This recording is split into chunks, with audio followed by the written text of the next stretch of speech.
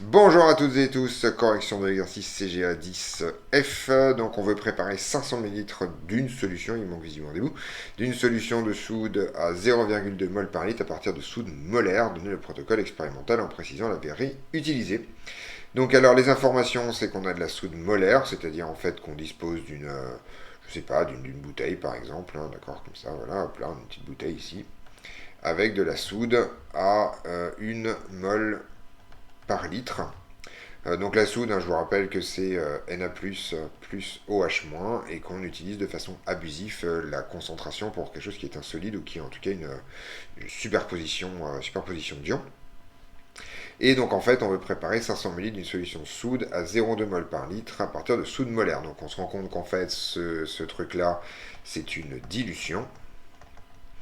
Et que le facteur de dilution, F, sera tout simplement de 5, puisqu'en fait on veut passer de 1 mol par litre à 0,2 mol par litre, donc on a un facteur de dilution de 5, ce qui fait qu'en fait il va nous falloir un rapport entre le volume final et le volume prélevé, qui vaut tout simplement 5 d'après les relations de la dilution.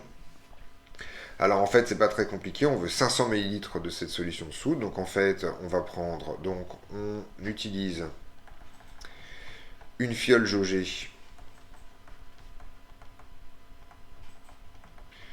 de 500 ml, donc ça existe, hein, d'accord, des fioles jaugées de 20 ml, donc voilà, juste comme ça.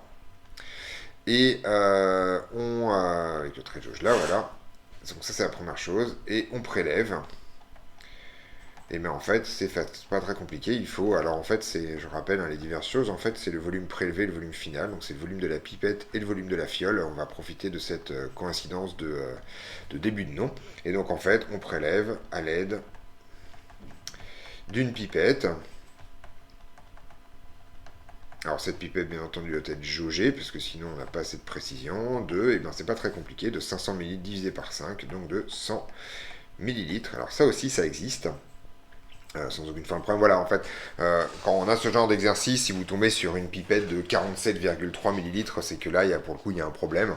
Donc il faut bien entendu toujours tomber sur des valeurs entières. Alors d'un point de vue culture chimique, hein, les pipettes jaugées comme les fioles, vous avez 1 ml, 2 ml, 5, 10, 50, 100. Et après ça commence à devenir un peu beaucoup, 500 ça existe, mais ça commence ensuite à faire beaucoup.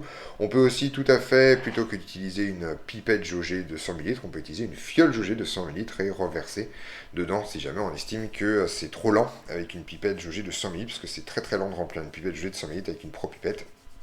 Il faut s'y reprendre à plusieurs fois déjà, enfin, la pro-pipette n'a pas assez de volume pour faire ça, mais ça fonctionne, donc ça peut être une pipette jaugée ou éventuellement une fiole jaugée, hein, qui a aussi une excellente précision sur le sujet. Voilà. Et ensuite, on verse ce volume dans la fiole jaugée de 500 ml et on complète à 500 ml avec de l'eau distillée. Et ce sera terminé pour la préparation de cette solution.